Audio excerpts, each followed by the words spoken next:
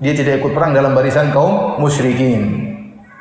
Kemudian pada tahun 3 Hijriah terjadi perang Uhud. Dan saat itu Khalid bin Walid ikut serta dalam perang Uhud. Bahkan dia dijadikan panglima karena orang-orang sudah tahu kehebatan Khalid bin Walid dalam pertempuran.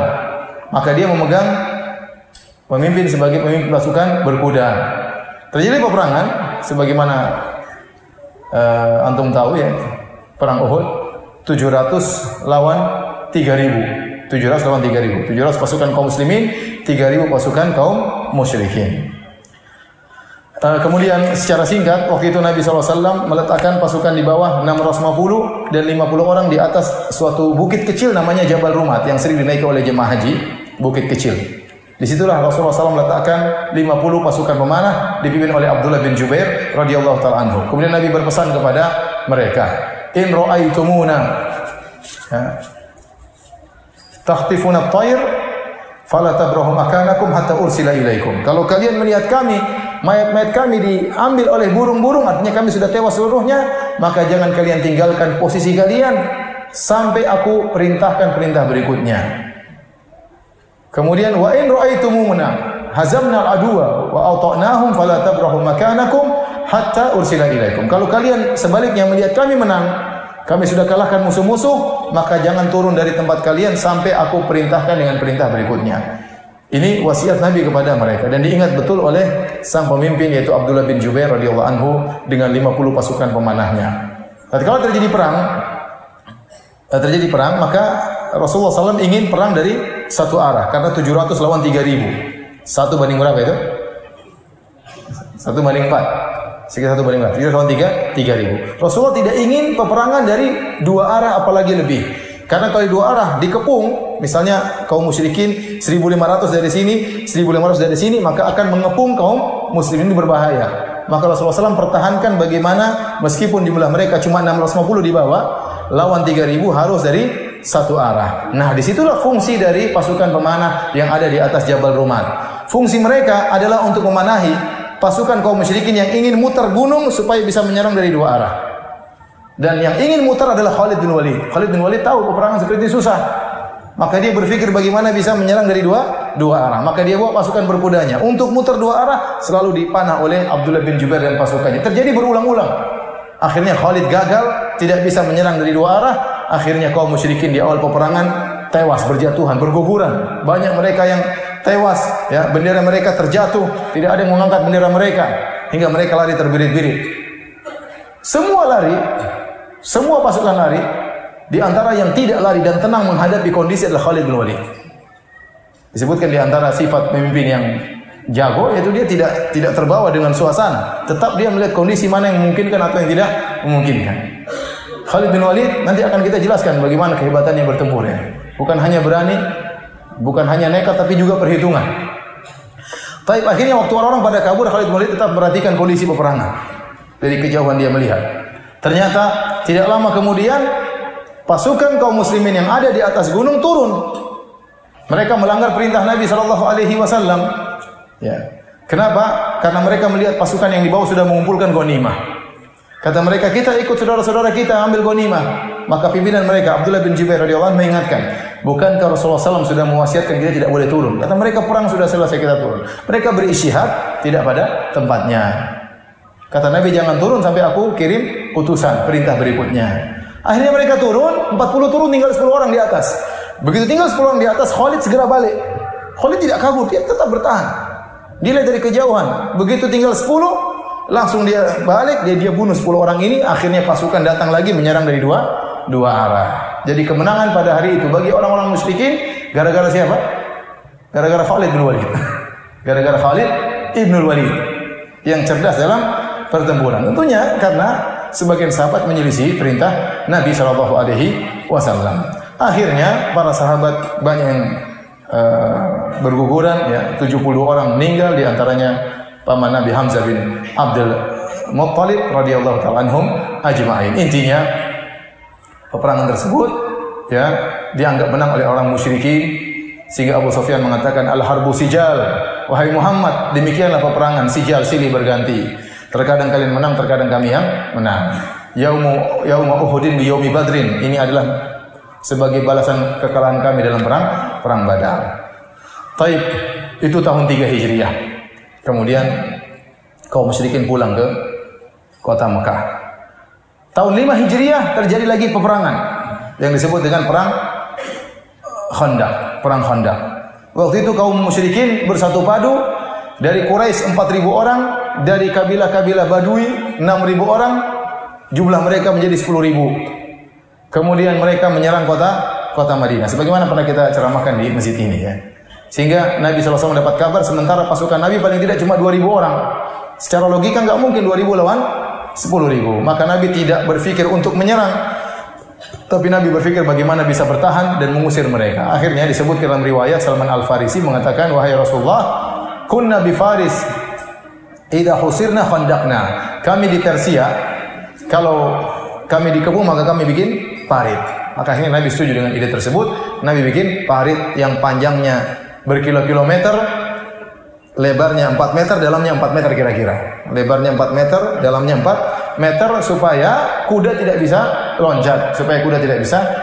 Maka datanglah 10.000 pasukan dan pasukan berkuda di bawah pimpinan Khalid ibn Walid. Sampai di sana, Khalid ibn Walid kaget, dia tidak bisa berkutik. Kudanya nggak bisa apa? Loncat. Terus ngapain? Jagoan tapi nggak bisa lewat. Sudah. Akhirnya kaum musyrikin, intinya Allah kirim angin memporak-porandakan pasukan mereka. Akhirnya mereka pulang, tidak bisa bertempur melawan kaum musyrikin secara bertatap langsung. Hanya dari jauh panah-panahan aja, saling hujan-hujanin panah-panahan, anak panah, tapi tidak bisa berhadapan langsung karena ada parit yang menghadangi mereka. Nanti akan mudah-mudahan dalam pertemuan berikutnya akan disebutkan bagaimana Khalid waktu nyerang Persia dia juga berhadapan dengan seperti itu. Ternyata orang Persia bikin apa? Bikin parit, tapi Khalid sudah punya pengalaman bagaimana menghadapi parit tersebut. Insyaallah pada pertemuan berikutnya. Baik, kita lanjutkan. Kemudian pada tahun 6 Hijriah, Rasulullah SAW keluar bersama para sahabat sekitar 1.500 orang, ada yang mengatakan 1.400, yang 1.300, ada yang 1.500 untuk melaksanakan umrah. Karena Rasulullah SAW bermimpi Rasulullah SAW tawaf di Ka'bah, maka Rasulullah SAW berangkat bersama sahabat untuk melaksanakan umrah.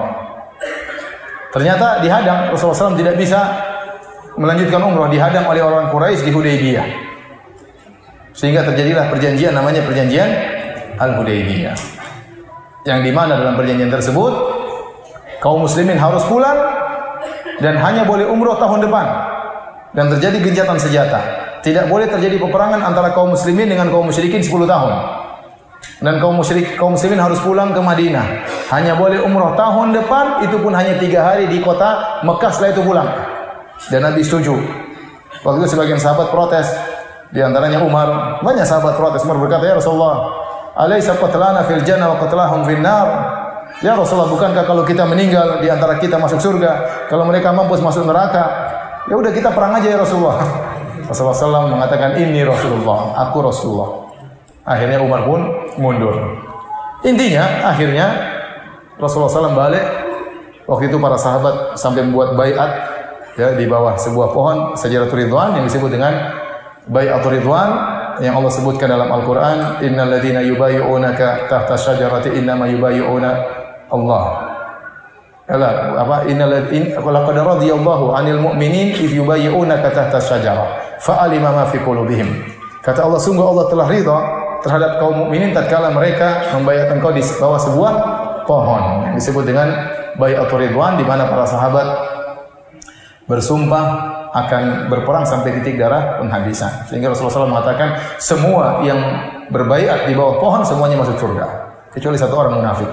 Semuanya masuk surga. Intinya tahun 7 Hijriah maka Nabi datang bersama sekitar 2.000 sahabat untuk melaksanakan umrah sebagaimana yang sudah disepakati dengan kaum musyrikin.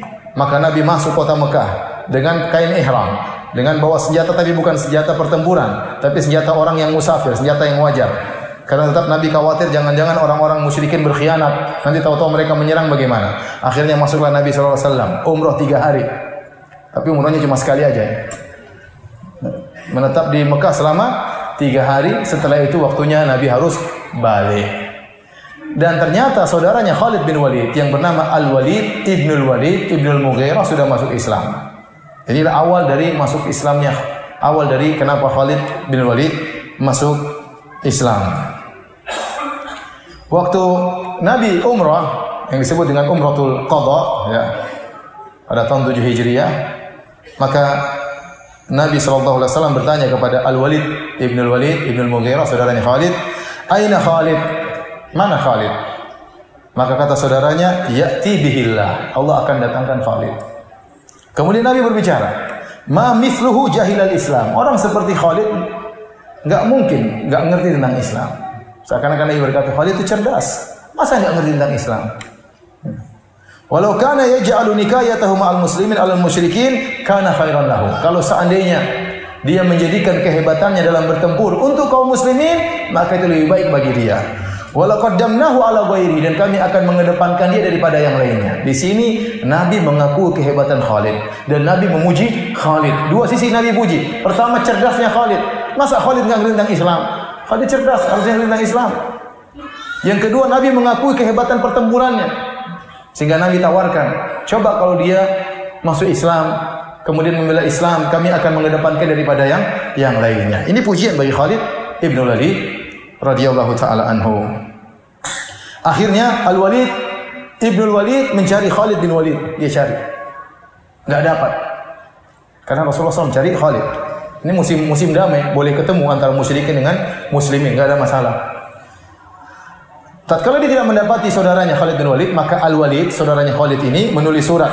Dia tulis dalam suratnya tersebut, Bismillahirrahmanirrahim. Amma ba'du. Fa inni lam ara a'jaba min dhahabi ra'yika 'anil Islam wa aklahu aklak. Kata Al-Walid, wahai saudaraku, aku tidak melihat yang lebih aneh dari engkau. Kenapa kau tidak masuk Islam? Padahal kau cerdas. Kenapa kau tidak masuk Islam? Bagaimana kecerdasanmu menghalangi engkau dari Islam? Saya tidak pernah heran seperti ini. Wa mithlul Islam yajhalu ahadun. Apakah ada orang tidak ngerti tentang indahnya Islam? Kemudian disebutkan waqad sa'alani anka Rasulullah sallallahu alaihi wasallam. Dia jelaskan secara terperinci. Sungguhnya Rasulullah SAW telah bertanya kepadaku tentang engkau, tentang dirimu. Faqala aina Khalid? Dan Nabi bertanya, di mana Khalid? Kemudian Nabi berkata, ya, Khalid itu pasti ngerti tentang Islam. Orang cerdas. Seandainya dia menggunakan kehebatannya untuk kaum muslimin, tentu lebih baik bagi dia. Kalau dia masuk Islam, kami akan mendahulukan dia daripada yang lainnya. Ini pujian dari Rasulullah SAW. Bayangkan, dari pimpinan kaum muslimin muji siapa? Khalid ibn Walid. Waktu Khalid baca surat tersebut, dia baca ternyata Nabi memujinya, Nabi cari dia, wah, masuk dalam hatinya. Maka dia ingin masuk apa? Masuk Islam. Ya.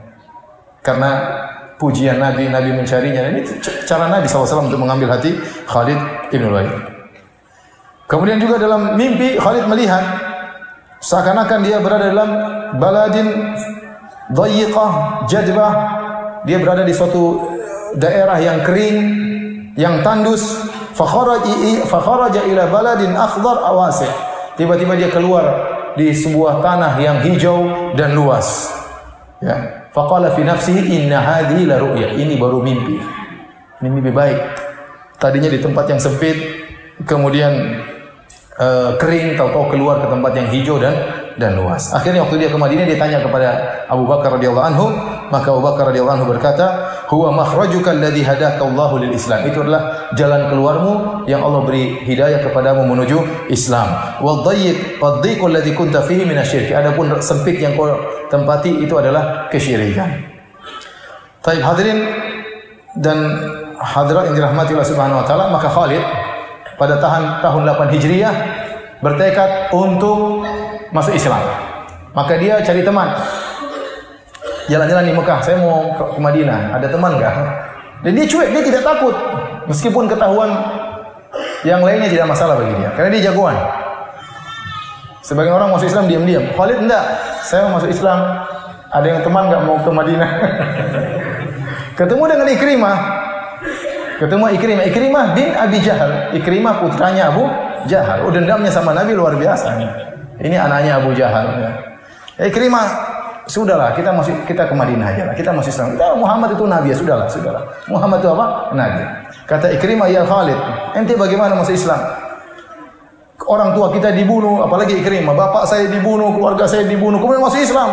Bagaimana bisa? Kalau semua orang semuanya masuk Islam, saya tidak masuk Islam. Ketemu dengan Sofwan bin Umayyah bin Khalaf juga. Bapaknya yang dibunuh Umayyah bin Khalaf. Sama. Kalau semua orang masuk Islam, saya sendiri kafir, tidak ada masalah. Pokoknya semuanya ngeyel, enggak mau. Karena dendam yang luar biasa. Keluarga mereka terbunuh. Akhirnya Khalid bin Walid pun berjalan. Kemudian dia berkata, waditu law ajidu man usahib. Aku berharap bertemu dengan orang yang sama denganku ingin masuk Islam. Falaqitu Utsman bin Talha. Maka aku ketemu dengan seorang bernama Utsman bin Talha, anak muda juga. Fadzakartu lahu alladhi uridu fasra ijabah. Aku jelaskan saya ke Madinah mau masuk Islam. Maka dia pun ternyata ingin masuk Islam. Maka mereka berdua berjalan. Kemudian tidak lama kemudian mereka bertemu lagi dengan Amr bin As. Amr bin As radhiyallahu anhu. Ini juga sahabat yang luar biasa, sangat cerdas. Kalau Khalid terkenal dengan kehebatan pertempurannya, kalau Amr bin As terkenal dengan diplomasinya, luar biasa cerdas. Makanya waktu para sahabat berhijrah ke Habasyah di bawah naungan Raja Najasyi, maka sang provokator Abu Jahal mengirim utusan untuk memprovokasi Raja Najasyi untuk mengusir kembali para sahabat. Siapa yang dikirim? Amr bin As radhiyallahu anhu. Kenapa? Karena dia cerdas. Ini perlu kisah tersendiri tentang Amr bin As radhiyallahu anhu. Kemudian juga waktu terjadi pertikaian antara Muawiyah dengan Ali bin Abi Thalib. Ali bin Abi Thalib dan Muawiyah mengirim dua perwakilan untuk berunding. Ali bin Abi Thalib mengirim Abu Musa al-Asy'ari. Adapun Muawiyah mengirim Amr bin As radhiyallahu taala anhu.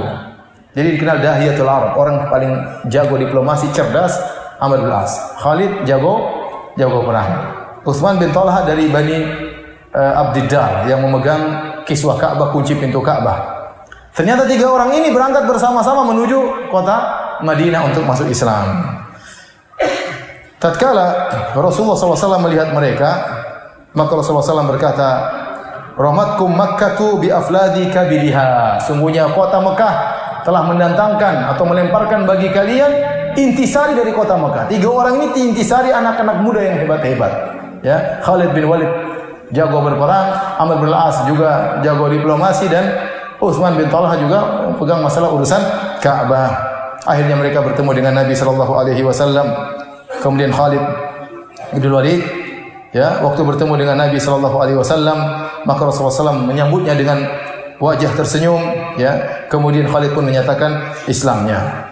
Tatkala itu Rasulullah SAW berkata, alhamdulillahilladzi hadaka. Segala puji bagi Allah yang telah beri petunjuk